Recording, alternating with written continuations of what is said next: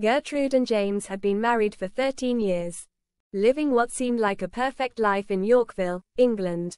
James, a proper English gentleman, had legally adopted Gertrude's daughter, Emily, from a previous relationship when they married. Emily was just 5 years old at the time. And despite James being 16 years Gertrude's senior, their life appeared charmed. They owned a vacation home in Spain, where they spent winters basking in the warmth and 3 glorious weeks every summer. But it was off the coast of a Spanish island where their idyllic life unraveled. A local fisherman, navigating the crystal blue waters, discovered James's body lodged between jagged rocks.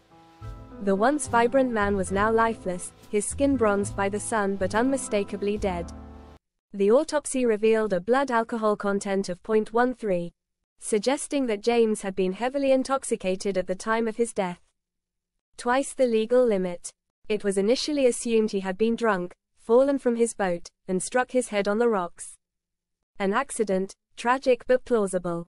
But as investigators delved deeper, troubling details began to surface. Gertrude, seemingly composed and unbothered, and Emily, now 18, were questioned. Their answers, however, raised more questions than they resolved. To understand the complexities of this case, we must rewind. James had been successful when he first met Gertrude. At 40, he was on the cusp of closing a lucrative deal for his invention. Apartment Tpae, a revolutionary adhesive system for rentals. The product had taken off, with a major consumer goods company eager to buy it for a handsome sum. Professionally, he was soaring. And personally, he had fallen in love with the beautiful and much younger Gertrude, who was just 24 at the time. James, ever the cautious businessman, proposed a prenuptial agreement. He wasn't one to take risks, not even for love. Gertrude had signed without hesitation, confirming, in James's mind, that her intentions were pure. She wasn't marrying him for money. The first few years of their marriage were blissful. They traveled together, laughed together, lived fully in each other's company. But as time passed, cracks began to show. By year 7, they had become more like cordial roommates than lovers. Gertrude moved into a separate bedroom, blaming James's loud snoring. He didn't protest. By then, he was content with their arrangement, absorbed in his work and other distractions. James began making frequent solo trips to Spain, often without Gertrude. Rumors swirled that he wasn't exactly lonely on those trips.